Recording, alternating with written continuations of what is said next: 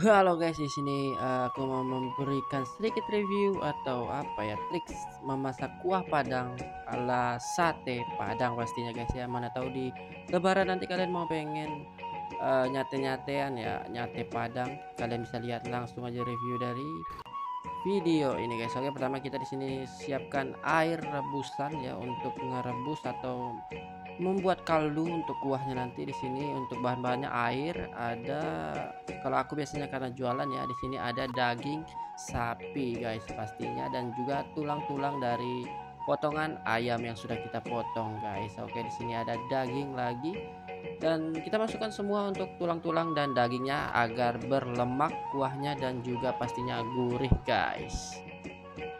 Dan jangan lupa juga untuk daun-daunnya ya, seperti daun kunyit, daun jeruk, dan juga kalau kalian pengen masukin serai boleh ya, serai, atau juga bisa juga tambah dengan daun bawang guys ya. Kalau di sini aku pakai serai, daun kunyit, dan juga daun jeruk ya biasanya. Oke, di sini langsung aja kita masukkan semuanya ya biar berpadu rasa. Oke, setelah ini kita tutup ya untuk dandangnya, dan kita biarkan sampai dia mendidih agar rempah-rempah atau sumsum dari tulangnya keluar ya, biar kuahnya berlemak guys. Oke, kita tutup dulu.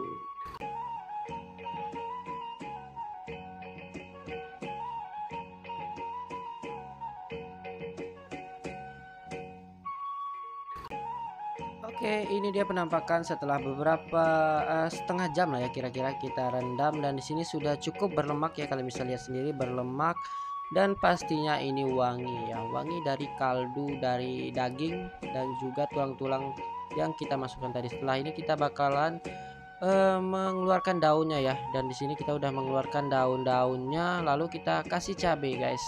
Untuk cabai ini kalian bisa lihat di layar ya, apa aja bahan-bahannya guys.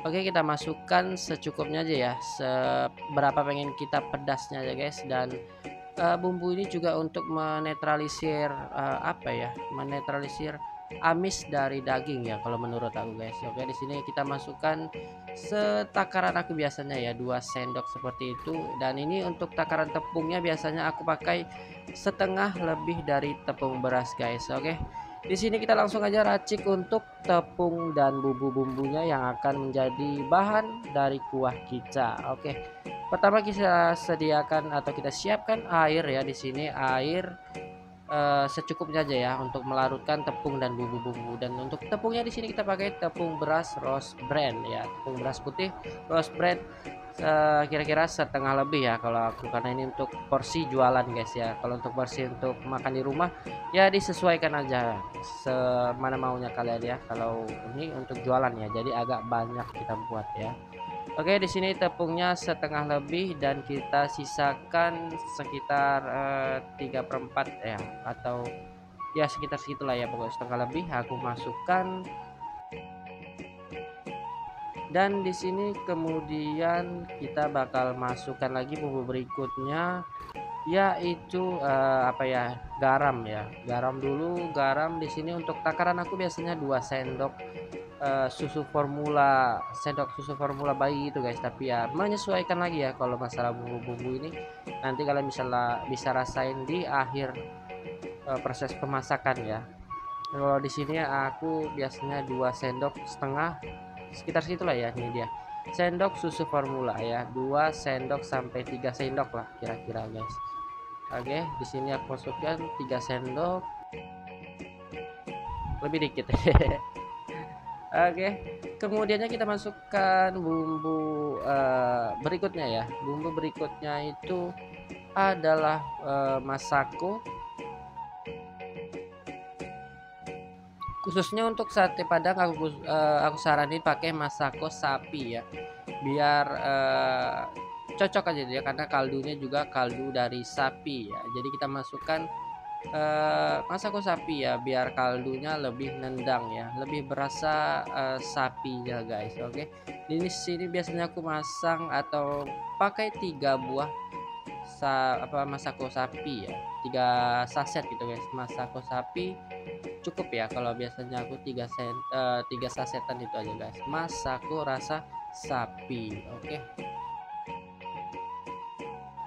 Berikutnya kita bakal masukkan bumbu selanjutnya, karena bumbu ini banyak guys, jadi kalian perhatikan aja videonya ya.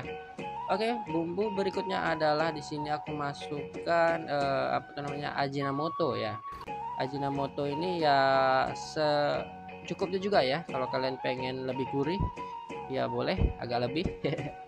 Karena ini aku porsi banyak ya, jadi agak sedikit banyak juga masakonya karena ini untuk jualan guys. Jadi porsinya sedikit banyak ya. Oke, di sini ada bumbu racikan sendiri ya. Ini bumbu yang biasanya paling fatal di sate Padang ya, di kuah sate Padang. Ini adalah bumbu kering kalau kami bilang ya sebagai orang Minang. Ini adalah bumbu kering dan kalian bisa lihat sendiri di layar ya, ada screenshotan apa aja komponen dari bumbu ini guys. Ada 15 macam yang dijadikan satu ya. Dan berikutnya ini ada apa tuh namanya, bumbu udang ya, bumbu udang cap kambing. Ya, ini biasanya di toko-toko bumbu atau di tempat bumbu giling gitu ada ya biasanya.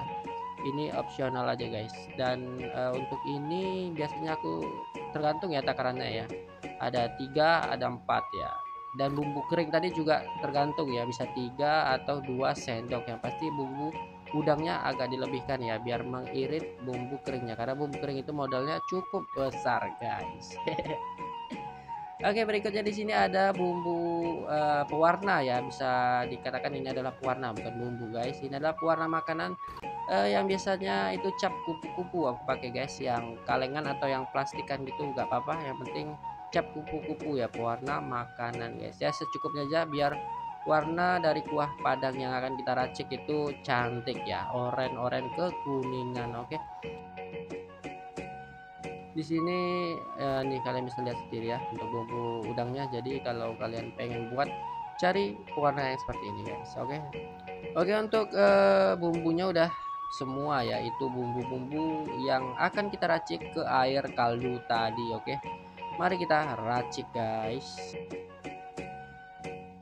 Oke, ini untuk proses meraciknya tadi sedikit kelewat ya, untuk cara memasukkan eh, bumbu-bumbu atau tepung tadi ke air panasnya kaldu tadi ya. Cuman di sini karena kurang kental, kita bakal tambah lagi tepung biasa ya, ini tanpa bumbu guys, untuk mengentalkan aja. Dan di sini sekilas sama seperti kita memasukkan bumbu tadi ya, yang udah kita racik tadi. Jadi kita masukinnya sambil diaduk ya, biar tidak menggumpal dari tepung berasnya. Di sini kita aduk sambil kita masukkan bumbu-bumbu dan tepung tadi guys. Oke. Oke, di sini sepertinya udah cukup kental ya. Langsung aja di sini kita tunggu sampai matang guys. Dan jangan lupa diaduk-aduk ya biar tidak gosong di bagian bawahnya. Ini dia penampakannya setelah mengental dan juga hampir masak ya. Dan setelah hampir masak ini jangan lupa dikasih daun bawang ya. Tadi udah masukin daun bawangnya ya, daun bawang goreng. Dan juga ini ada bawang goreng ya, supaya lebih lemak dan lebih harum pastinya kuah kita. Oke, setelah kita masukkan semua bawang-bawang dan kuahnya juga udah mulai mengental, dan juga kalian tandai aja di pinggirnya agak berkerut, berarti sudah masak guys. Oke.